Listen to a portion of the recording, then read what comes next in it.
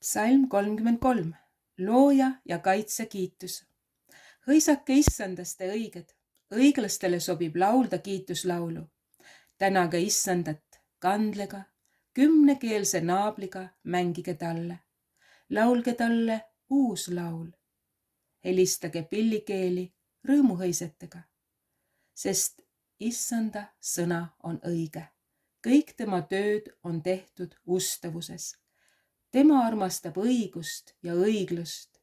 Issanda heldus täidab maa. Issanda sõnaga on tehtud taevad ja tema suu hingusega kõik nende väed.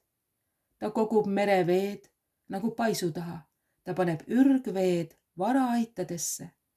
Kartku issandat kogu ilmamaa. Tema ees värisegu kõik maailma elanikud. Sest tema ütles ja nõnda see sai. Tema käskis ja see tuli esile. Issand ajab nurja paganate nõu. Ta teeb tühjaks rahvaste mõtted.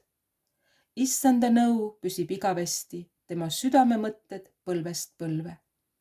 Õnnis on rahvas, kelle Jumal on issand.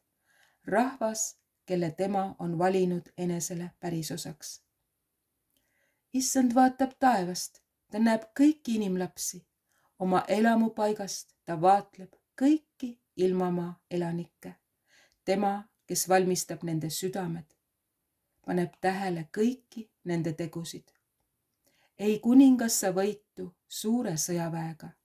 Ei pääse kangelane suure rammu abil. Petlik on sõjaratsule rajatud võidulootus. Ta suur jõud ei päästa. Vaata, issanda silm on nende peal, kes teda kardavad ja tema heldust ootavad. Et tema tõmbaks nende hinge välja surmast ja hoiaks neid elus nälja ajal.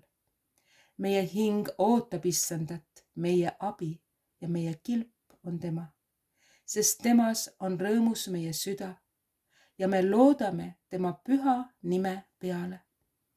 Sinu heldus, issand, olgu meie peal, nõnda nagu me ootame sind. Aamen.